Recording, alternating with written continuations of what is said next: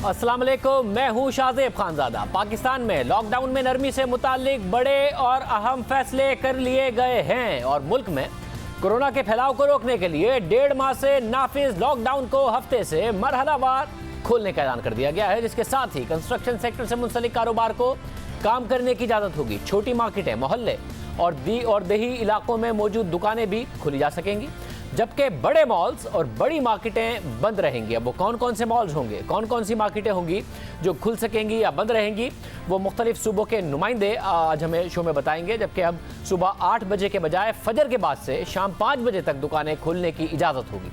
इसके साथ साथ अस्पतालों की मखसूस OPDs भी मरीजों के लिए खोल दी जाएंगी। अहम बात यह है कि लॉकडाउन को मरहलावार उठाने का ऐलान करते हुए कई सेक्टर्स को काम करने की इजाज़त दी गई है, मगर ट्रांसपोर्ट और तालीमी इदारे खोलने की इजाज़त नहीं दी गई है। और तालीमी इदारे मजीद 1.5 महीने बंद रखने का ऐलान किया गया है, यानी अब तालीमी इदारे 15 जुलाई तक बंद रहेंगे। और इसके साथ साथ बोर्ड के इम्तिहानात भी ख़त्म कर दिए गए हैं और तलबा को उनके साबिका इम्तिहान के नंबर्स पर अगली क्लास में भेजने का फैसला किया गया है। लॉकडाउन से मुतालिक इन तमाम फैसलों की मंजूरी वज़ीर आज़म इमरान खान की ज़ेर सदारत कौमी राब्ता कमेटी के इजलास में दी गई, जिसमें चारों सूबों के वुज़राए आला ने शिरकत की। जिसके बाद वज़ीर आज़म इमरान खान ने अपने वुज़रा के हमरा लॉकडाउन को हफ्ते से मरहलावार उठाने का ऐलान किया। साथ ही उन्होंने बताया कि सूबों के खदशात की वजह से ट्रांसपोर्ट खोलने पर इत्तफाक नहीं हो सका। हालांकि वो खुद ज़ाती तौर पर चाहते हैं कि ट्रांसपोर्ट खुले, रेलवे खुले। अहम बात यह है कि रेलवे ने 10 मई से महदूद ऑपरेशन शुरू करने का ऐलान किया था, मगर आज इस हवाले से फैसला नहीं हो सका। इस बारे में वज़ीर रेलवे शेख रशीद का कहना है कि ट्रेन सर्विस की बहाली के लिए सूबों की हिमायत वो हासिल नहीं कर सके और वज़ीर आज़म ने इस मामले को मज़ीद मुशावरत के लिए फैसले को 2-3 दिन के लिए मुलतवी किया है। हमारी ये ख्वाहिश थी कि हम 10 तारीख से ट्रेनें भी चला दें, लेकिन तमाम सूबों की हम हमायत हासिल नहीं कर सके और इमरान खान साहब ने as a democrat prime minister की हैसियत से इसको 2-3 दिन मजीद कंसिडरेशन के लिए रखा है। मेरी पूरी ख्वाहिश है कि गरीब की सवारी रेलगाड़ी को ईद से पहले दोबारा शुरू किया जाए और हम तमाम वो एहतियाती तदाबीर इख्तियार करेंगे जो SOP में शामिल हैं। और मुझे तवक्के है कि ईद से पहले इमरान खान की इजाज़त से हम दोबारा ट्रेनें चलाने में कामयाब हो जाएंगे। साथ ही गुज़िश्ता रोज़ वफाकी वज़ीर एविएशन गुलाम सरवर खान ने भी कहा था कि अंदरून मुल्क फ़िज़ाई ऑपरेशन शुरू करने का उसूली फ़ैसला कर लिया गया है। हमारे कल प्रोग्राम में भी उन्होंने ये बात की, मगर आज कौमी राब्ता कमेटी के इजलास में उसकी भी मंजूरी नहीं दी गई है, जिसके बाद एविएशन डिवीज़न के मुताबिक फ़िज़ाई ऑपरेशन की मअतली में 10 मई तक के लिए तौसी कर दी गई है। आज इन फैसलों की मंजूरी दी गई, उसकी तफसील वफाकी वज़ीर मनसूबाबंदी और कमांड एंड कंट्रोल सेंटर के सरबरा असद उमर ने बताई। उनका कहना था कि छोटी मार्केटें खोल दी जाएंगी, मगर बाजार और बड़े शॉपिंग मॉल्स बंद रहेंगे। अस्पतालों की मखसूस OPDs भी खोल दी जाएंगी। हफ्ते में 2 दिन पहले की तरह सब कुछ बंद रहेगा, जबकि कंस्ट्रक्शन के शोबे से मुंसलिक कारोबार और दुकानें खोलने की तफसील वफाकी वज़ीर सनत व पैदावार हम्माद अजहर ने बताई। उनका कहना था कि तमाम सूबों के इत्तफाक राय से इस बारे में फैसला किया गया। हमने मुतफ़िका फ़ैसला किया है सूबों के साथ भी कि हम मंदरजा झैल सनत जो है उसको खोलने जा रहे हैं और इस सनत के साथ इनकी दुकानें भी खुलेंगी। पाइप मिल्स जिसमें PVC और स्टील पाइप्स दोनों शामिल हैं, paint manufacturing units, ceramics, sanitary ware और टाइल्स, इलेक्ट्रिकल केबल्स और switch gear manufacturing units, steel और एल्यूमिनियम, इनकी तमाम दुकानें और इनकी तमाम मैन्युफैक्चरिंग यूनिट्स इनको खोला जाएगा। इसके अलावा हार्डवेयर स्टोर्स को भी खोला जाएगा पूरे पाकिस्तान में। कोरोना केसेस को सामने रखते हुए हम ओपनिंग्स करते जा रहे हैं। हम इस सूरत हाल को मॉनिटर करते रहेंगे और अगर ज़रूरत पड़ेगी तो मज़ीद सेक्टर्स को भी खोलेंगे। मुल्क भर में हफ्ते से लॉकडाउन मरहलावार उठना शुरू हो जाएगा, मगर कोरोना के फैलाव के खदशे के पेश नज़र तालीमी इदारे बदस्तूर बंद रखने का फैसला किया गया है और बोर्ड के इम्तिहानात भी ख़त्म कर दिए गए हैं। हमें सबसे ज़्यादा वालिदैन और जो तलबा हैं उनकी तरफ से इस हवाले से सवालात आए हैं कि क्या होगा जो 10वीं क्लास में हैं और 9वीं का सिर्फ उन्होंने एग्ज़ाम दिया है, वो कैसे फ़र्स्ट ईयर में मुख्तलिफ़ कॉलेजेस में दाखिला लेंगे और फर्स्ट ईयर और का इम्तिहान देने के बाद अगर सेकेंड ईयर का वो एग्ज़ाम नहीं देंगे तो किस तरह उनका यूनिवर्सिटीज़ में एडमिशन होगा। वफाकी वज़ीर तालीम शफ़क़त महमूद ने इस हवाले से बताया। तालीमी इदारे सिर्फ स्कूल नहीं, यूनिवर्सिटीज़ भी, बाकी भी जितने भी तालीमी इदारे हैं वो 1 जुलाई को नहीं खुलेंगे, बल्कि वो 1 जून को नहीं खुलेंगे, बल्कि वो 15 जुलाई तक बंद रहेंगे। 9वीं, 10वीं, 11वीं, 12वीं के मुख्तलिफ बोर्ड्स के इम्तिहानात होने थे, अब वो नहीं होंगे। उसके बजाय जो पिछले साल का रिज़ल्ट है उसकी बुनियाद पर प्रमोशन होगी। तो अब क्योंकि इम्तिहानात नहीं होंगे तो जो 12वीं में यूनिवर्सिटी में जाएंगे उनकी 11वीं का रिज़ल्ट मौजूद होगा, जो 11वीं में है उनका 10वीं का रिज़ल्ट होगा, और इसी तरह 9वीं का रिज़ल्ट जो है वो होगा मौजूद होगा। सो इस लिहाज से जो पिछले साल के रिज़ल्ट्स हैं उसकी बुनियाद पे कुछ लोग प्रमोट हो जाएंगे और कुछ लोग यूनिवर्सिटीज़ में जाके दाखिले ले सकेंगे। इसके बावजूद लोगों के सवालात हैं कि अगर बाद में इम्तिहान होते हैं और मैट्रिक में किसी के नंबर कम हो जाएं या ज़्यादा हो जाएं तो फिर क्या होगा, उसने जो आगे एडमिशन ले लिया होगा, या फिर इंटर में किसी के नंबर कम हो जाएं या ज़्यादा हो जाएं तो आगे एडमिशन का क्या होगा। इस हवाले से सवालात हैं। लोगों की डिमांड है कि इम्तिहान करा दिए जाएँ, बेशक स्कूल्स को बंद रखा जाए, कॉलेजेस को बंद रखा जाए, मगर all Pakistan private schools federation ने 15 जुलाई तक स्कूल्स बंद रखने का जो हुकूमती फैसला है वो मुस्तरद कर दिया है और कहा है कि हुकूमत ने SOPs जारी करके 1 जून से स्कूल्स ना खोले तो वो अपने SOPs के तहत स्कूल्स खोलने पर मजबूर होंगे। कोरोना का फैलाव रोकने के लिए लगाया गया लॉकडाउन अब उठने जा रहा है। इस पर हम तफसील से बात करेंगे। हमारे साथ मौजूद होंगे मुर्जा वहाब, जिनसे हम पूछेंगे सिंध में कौन सी मार्केट्स खुलेंगी, कौन सी नहीं खुलेंगी। हमारे साथ मौजूद होंगे वज़ीर सेहत तिजारत पंजाब में असलम इकबाल, उनसे पंजाब के हवाले से यही बात पूछेंगे। लेकिन सबसे पहले शफकत महमूद साहब, वफाकी वज़ीर तालीम, हमारे साथ मौजूद हैं, जो कुछ वालिदैन के और तलबा के सवालात हैं हम उनके सामने रख देते हैं। शफकत महमूद साहब बहुत शुक्रिया। सबसे पहले ये फैसला हतमी है आप और सूबों के दरमियान कि स्कूल 15 जुलाई तक नहीं खुलेंगे, क्योंकि प्राइवेट स्कूल एसोसिएशन कह रही है कि जी हम तो खोलेंगे, इस वक्त हमारे हालात बहुत ख़राब हो गए हैं स्कूल्स के। ये हतमी फैसला है और ये सिर्फ वफाकी हुकूमत ने नहीं लिया, हमने सारे सूबाई हुकूमतों के जितने भी एजुकेशन मिनिस्टर्स थे उनको सबको कंसल्ट किया, बैन सूबाई कॉन्फ्रेंस की, और उसमें मजमूई तौर पे एक आधी आवाज़ थी कि ये अभी ना खोला जाए, एक आधी आवाज़ थी कि खोला जाए, लेकिन अदरवाइज मजमूई तौर पे सबका ये ख्याल था कि अभी वक्त नहीं आया कि स्कूल जो है वो खोले जाएं। और ये भी तज्जिया किया गया कि वालिदैन जो है वो भी कोई इतने कंफर्टेबल नहीं है कि वो अपने बच्चों को इस वक्त स्कूल भेजें। तो इसलिए ये सारी चीज़ों को मद्देनजर रख के तो ये फैसला किया गया कि 1.5 महीना और इसको एक्सटेंड कर दिया जाए, और इसलिए 15 जुलाई तक ये एक्सटेंड किया, और ये मुतफिक का फैसला है। मतलब चले ये फैसला आपका हतमी है, मगर क्या इम्तिहानात का फैसला भी हतमी है या वो हो सकते हैं? क्योंकि तलबा की तरफ से बहुत ज़्यादा सवालात आ रहे हैं कि किसी के 9वीं जमात में नंबर अच्छे नहीं हैं, उसे फर्स्ट ईयर में अच्छी क्लास में एडमिशन चाहिए, अच्छे स्कूल में एडमिशन चाहिए, अच्छे कॉलेज में एडमिशन चाहिए बात के साथ, तो वो मैट्रिक में मेहनत अगर उसने की है तो वो कह रहा है मैं अगर नंबर्स अपने इंप्रूव कर लूँ तो फिर क्या होगा।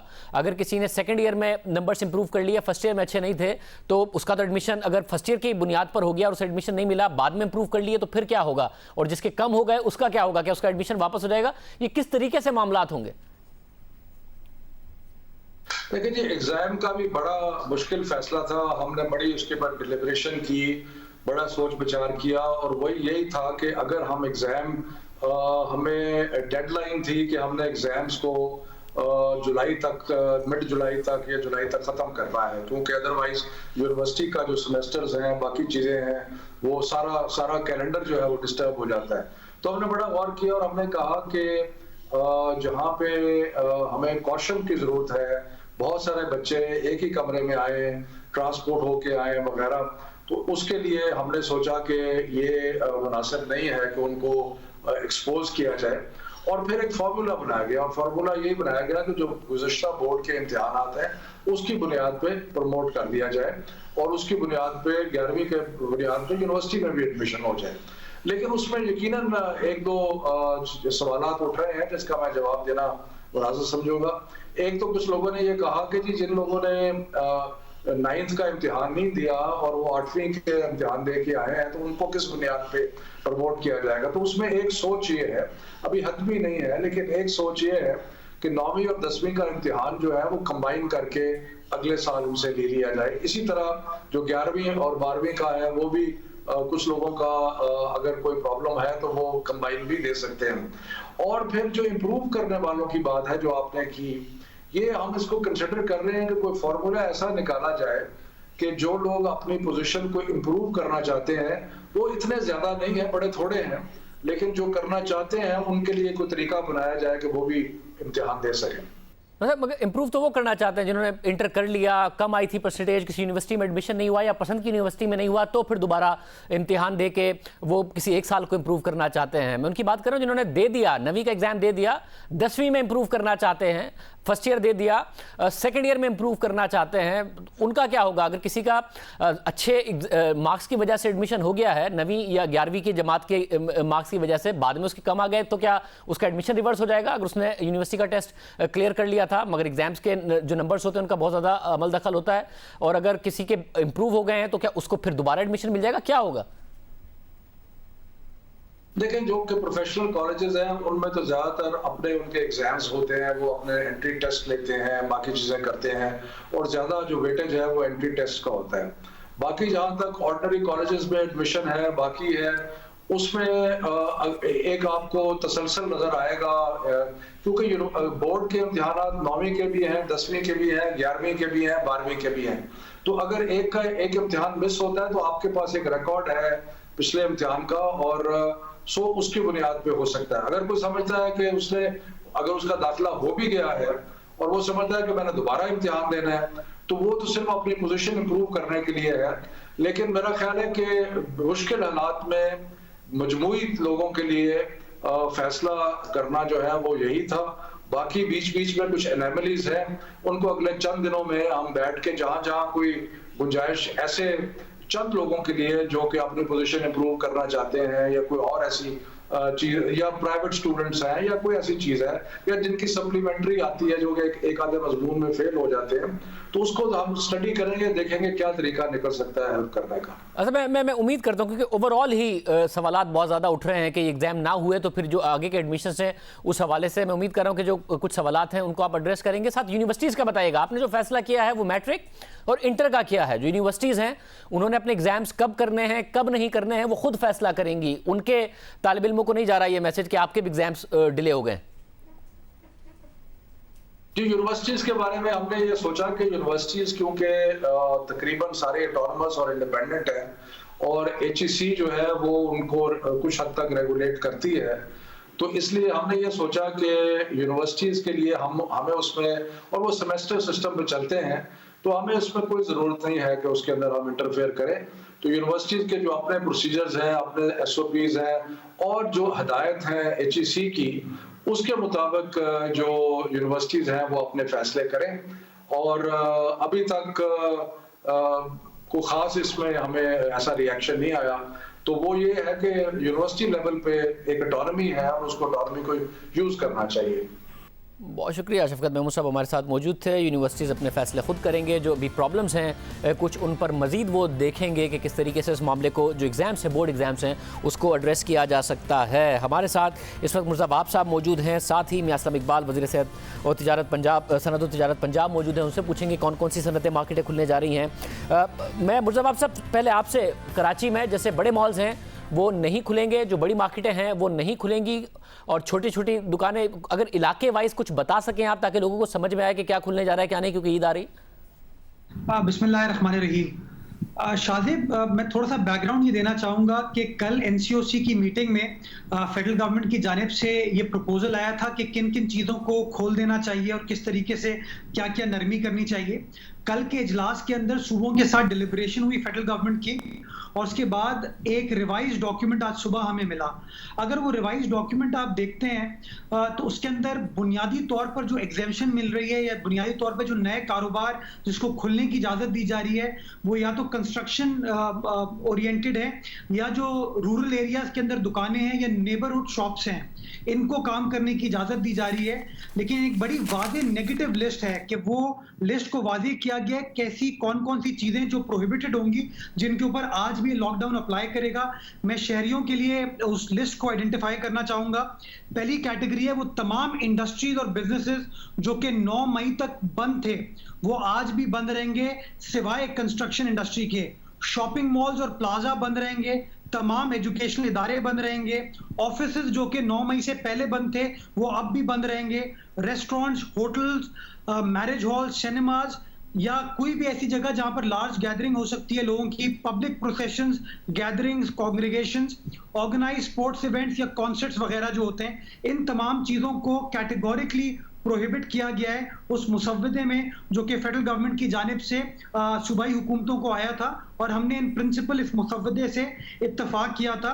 हमारा जो अब डिफरेंस ऑफ ओपिनियन है फेडरल गवर्नमेंट के साथ, वो ट्रांसपोर्ट के हवाले से, ट्रेन के हवाले से, एयर ट्रैफिक के हवाले से, जहां तक इंडस्ट्रीज है, जहां तक दुकानें, मैंने आपको बता दिया कि फेडरल गवर्नमेंट ने खुद शॉपिंग मॉल्स को, शॉपिंग प्लाजास को, शॉपिंग सेंटर्स को काम करने की इजाजत नहीं दी है। यानी कि और ये जो फैसला है फेडरल गवर्नमेंट के साथ चारों सूबों का कंसेंसस है, तो आप जो भी बात बता रहे हैं अब वो फैसला है जो पूरे मुल्क में अप्लाई होगा, ये सिर्फ सिंध का नहीं है। इसलिए मुझे बता दें ऑफिसेज की जो आपने बात की, कि हमें काफ़ी लोग इस हवाले से सवाल कर रहे हैं कि भाई कल मैंने मंडे से हमने ऑफिस जाना है या नहीं जाना है, तो जो लोग नहीं जा रहे थे वो मंडे को भी नहीं जा रहे हैं ऑफिसेज। जी, अगर मैं इस मुसव्वदे को देखता हूं कि जो लोग आज से पहले दफ्तर नहीं जा रहे थे, मंडे को उनका दफ्तर नहीं खुलेगा, वो जो प्रोहिबिशन है वो उनके ऊपर कंटिन्यू करेगी।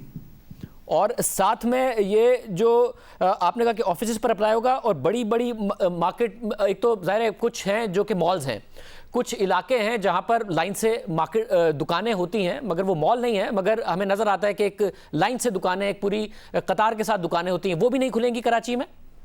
जी बिल्कुल, देखें इसके लिए भी एक थोड़ी एक्सेप्शन क्रिएट की गई है कि जो नेबरहुड शॉप्स हैं, यानी कि किसी इलाके में परचून की दुकान है, किरियानी की दुकान है, ग्रोसरी की दुकान है, जो घरेलू अशिया की चीजें होती है, उनकी खरीदो फरोख्त की जो दुकानें नेबरहुड में, उनको काम करने की इजाजत दी गई है। बट उसके साथ साथ लिखा गया है कि इसमें मॉल्स इंक्लूडेड नहीं होंगे, लार्ज मार्केट प्लेसेस नहीं होंगी, बल्कि जो मेगा डिपार्टमेंटल स्टोर्स हैं उनको भी प्रोहिबिट किया गया है इस मुसव्वदे में। तो और जो रेस्टोरेंट्स हैं, मुझे बताइए दुनिया में जहां लॉकडाउन हल्का सा भी नरम हुआ है, वहां रेस्टोरेंट्स को जैसे कहीं कहीं इजाजत दी गई है कि जी आपकी अगर 100 लोग आ सकते हैं तो 25 लोग आएंगे, आप खोल सकते हैं और एसओपीज को फॉलो करेंगे। इससे भी बहुत सारे लोगों का कारोबार वाबस्ता होता है। डिलीवरी ओरिएंटेड बिजनेसेस के लिए वो एक्सेप्शन क्रिएट की गई है रेस्टोरेंट्स के लिए कि 10 बजे तक ये चीज कंटिन्यू करेगी। ये फैसला मुझे थोड़ी कंफ्यूजन हुई जब मैंने टीवी चैनल्स पर देखा, मीडिया पर देखा, तो ऐलान ये था जैसे लॉकडाउन खत्म हो गया, और एक आम आदमी को अगेन ये तासुर किया जैसे लॉकडाउन 9 तारीख से खत्म होने वाला है। अगर आप वो कागज देखते हैं, वो मुसव्वदा जो प्रपोजल फेडरल गवर्नमेंट की जानिब से आया था, वो मुसव्वदा मैं आपके साथ भी शेयर कर सकता हूं। ये तमाम प्रोहिबिशन, ये तमाम जो रिस्ट्रिक्शंस हैं, वो फेडरल गवर्नमेंट खुद प्रपोज कर रही है। तो मुझे थोड़ी सी कंफ्यूजन होती है कि तय कुछ करते हैं, ऐलान कुछ और कर देते हैं। मैं समझता हूँ थोड़ा सा इसके अंदर तशी करने की जरूरत है फेडरल गवर्नमेंट को। अपने ऐलानात के अंदर थोड़ी अगर क्लैरिटी ले आएगी और ऐलानात को उस डॉक्यूमेंट के ऐन मुताबिक कर देगी, तो मैं समझता हूँ शहरी जो है कंफ्यूजन का शिकार नहीं होंगे। मगर वज़ीर आज़म ने किया क्लैरिटी के साथ, उन्होंने अपनी ख्वाहिशात अलग से बताई, मगर साथ में ये कहा कि इस चीज़ पर कंसेंसस हुआ है। रेस्टोरेंट्स के हवाले से उन्होंने अपनी ख्वाहिश बताई, ट्रांसपोर्ट के हवाले से उन्होंने अपनी ख्वाहिश बताई, रेलवे के हवाले से भी उन्होंने अपनी ख्वाहिश बताई, मगर फिर बताया कि फैसला मगर उसके अदरवाइज हुआ है। मेरी ख्वाहिश ये ज़रूर है, आप रेलवे के हवाले से, ट्रांसपोर्ट के हवाले से कंसिडर कर सकते हैं आने वाले दिनों में, या नहीं कंसिडर करेंगे? क्योंकि शेख रशीद साहब कह रहे हैं 2-3 दिन में इस हवाले से फैसला हो सकता है। शादिब साहब, जो 6 तारीख को एनसीओसी की मीटिंग हुई थी, उस मीटिंग में सिर्फ सूबाई सिंध ने नहीं बल्कि चारों सूबों ने रेलवे के हवाले से, ट्रांसपोर्ट के हवाले से अपने तहफ़्फ़ुज़ात से वफाकी हुकूमत को आगाह किया था। और इसीलिए मैं समझता हूँ सिर्फ सिंध ने अकेले मुकदमा नहीं लड़ा, चूंकि चारों फेडरेटिंग यूनिट्स इस बात पर अग्री नहीं कर रहे थे, तो मैं समझता हूँ इसलिए फेडरल गवर्नमेंट को थोड़ा सा इसमें पीछे हटना पड़ा। जहां तक रेस्टोरेंट्स का ताल्लुक है, जो डॉक्यूमेंट, पहला डॉक्यूमेंट फेडरल गवर्नमेंट की जानिब से आया, आप उसको भी देख लें, जो रिवाइज डॉक्यूमेंट आया उसको भी देख लें, उसके अंदर कोई चेंज रेस्टोरेंट के हवाले से नहीं है। इसीलिए मैं कह रहा हूं कि जो प्राइम मिनिस्टर साहब के कुछ वफाकी वुज़रा के जो स्टेटमेंट्स आए, वो कभी भी डॉक्यूमेंटेड तौर पर सूबों के साथ शेयर नहीं किए गए थे, तो पता नहीं वो कहां डिस्कस हुए थे। सूबों के साथ उनका कोई इंटरेक्शन नहीं हुआ। मैं शादिब साहब इस बात को वाज़ेह करना चाहूंगा कि सिंध गवर्नमेंट का आज भी मौक़िफ़ है कि हमें कोरोना से लड़ना है, वफाकी हुकूमत से नहीं लड़ना। हमें मिलकर काम करने की जरूरत है। हम चाहते हैं कि मुत्तहिद होकर इत्तेहाद के साथ काम करें, और इसी जज्बे के साथ अगर हम आगे बढ़ेंगे तो ज्यादा बेहतर तरीके से क्लैरिटी के साथ ये जंग लड़ पाएंगे। मैं जरा जमील पराचा साहब हैं, चेयरमैन सिंध ताजिर इत्तेहाद। पराचा साहब, मुतमईन हैं आप? सहरी से लेकर 5 बजे तक और ये तमाम सूबों के लिए अक्रॉस द बोर्ड फैसला हुआ है, किसी एक सूबे का नहीं है, कि खुली रहेंगी शॉप्स, या आपके अभी भी कंसर्न्स हैं इस हवाले से? देखें, अगर सुबह 5 बजे से शाम 5 बजे तक दुकानें खुली रहती हैं, चले हम इस दौरान भी कारोबार करने के लिए तैयार हैं, इसलिए कि ना होने से होना बेहतर होगा। मैं समझता हूं कि फिर इस दौरान एक टाइमिंग अच्छी है कि सुबह 5 बजे से अगर कारोबार शुरू हो जाता है तो मैं नहीं समझता कि इतना ज़्यादा रश होगा। और वैसे भी मैं आपको एक बात बता दूं कि लोगों के पास इतना सरमाया नहीं है, इतना पैसा नहीं है कि वो रश लगाएं या कोई और बात करें। उनके अभी तो घाक का हमें बैठकर इंतज़ार करना होगा, क्योंकि सबकी पोजीशन एक ही जैसी है। लोग बड़े परेशान हैं इस वक्त, लोगों के पास खाने को नहीं है, तो वो दूसरी चीज़ें शॉपिंग कैसे करेंगे, लेकिन उसके लिए कुछ दिन लगेंगे, लेकिन इंशाल्लाह कुछ ना कुछ कारोबार शुरू हो जाएगा।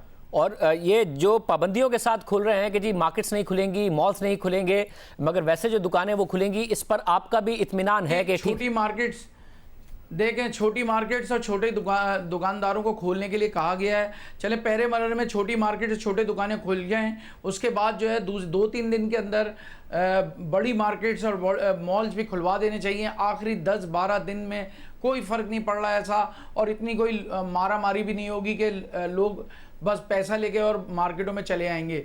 लिहाजा हमने 15 रमज़ान से कहा हुआ है, हमारे लोग इंशाल्लाह 15 रमज़ान से अपनी दुकानें खोल लेंगे। मुर्तज़ा साहब, ये हो सकता है कि आखिर के दिनों में रमज़ान में आप कंसिडर कर लें बड़े मॉल्स को भी खोलना और जो मार्केटें हैं वो खोलना?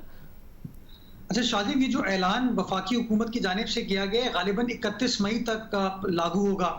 मैं आपको वैसे सच्चाई के साथ ये बताऊं, हम तो इनके साथ ताजरों के साथ इंगेज कर रहे थे और हमारा पॉइंट ऑफ व्यू ये था कि हम दिन मुख्तस करके और सख्त SOPs के साथ शायद इनको काम करने की इजाज़त दे सकते हैं।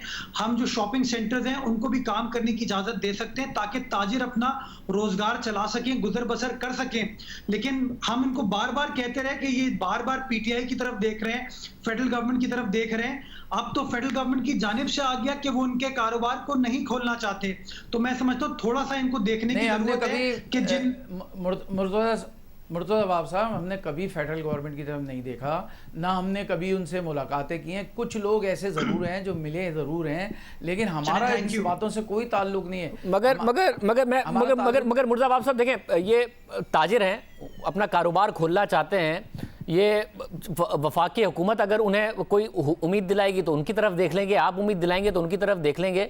इसमें कोई ज़ाती तौर पर गुस्से हो जाना या फिर इनको उसके कॉन्सिक्वेंस भुगतने पड़े, ये बड़ी ज़्यादती हो जाएगी। नहीं, तो शादी मैंने कतई तौर पर ये नहीं कहा। पर राजा साहब एक मिनट, मैं जरा इसकी तशरीह कर दूं। मैंने बिल्कुल ये नहीं कहा, मैं सिर्फ बता ये रहा हूं आपको कि हम तो कॉन्स्टेंटली इनके साथ इन टच थे।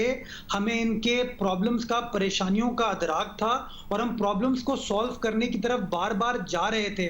मैं सिर्फ क्लैरिफाई ये करना चाहता हूं कि कुछ PTI के लोगों ने ये कहा था कि वजीर आजम पाकिस्तान ताजिरों की परेशानियों को समझते हुए इनको काम करने की इजाजत दे रहे हैं। तो मैं सिर्फ उसकी तस्दीक करना चाह रहा हूं कि फेडरल गवर्नमेंट ने इस तरह की कोई इजाजत नहीं दी। हम अलबत्ता आपके साथ इंगेज करेंगे और इंशाल्लाह अगर SOPs का तयन हो पाया, हम ऐसे चीजों का तय कर लें जिसके अंदर हम इस वबा को कंट्रोल कर सकते हैं, इसके फैलाव को रोक सकते हैं and at the same time आप अपना कारोबार भी कर सकते हैं। तो सिंध गवर्नमेंट आपके साथ इंगेज करना चाहेगी। मैं मुर्तज़ा पे जानना चाह रहा हूँ कि जो हुआ है, आप ये कह रहे हैं कि ये प्रपोजल वफाकी हुकूमत ही की तरफ से था, क्योंकि इसमें नजर आ रहा है कि फोकस है कंस्ट्रक्शन और अलाइड इंडस्ट्रीज जो हैं उन पर के जो ये उन्होंने ही कहा था और उन्होंने फोकस नहीं किया कि दूसरे ताजिर और इनकी भी चीजें खोली जाएं, दूसरी फैक्ट्रीज भी, ये नहीं किया फेडरल गवर्नमेंट की तरफ से। जी बिल्कुल शादिब, मैं यही आपके सामने गुजारिश करना चाह रहा था कि फेडरल गवर्नमेंट की जानिब से 2 कागजात आए। पहला कागज आया जब पहली मीटिंग हुई NCOC की, जिसको असद उमर साहब ने चेयर किया था।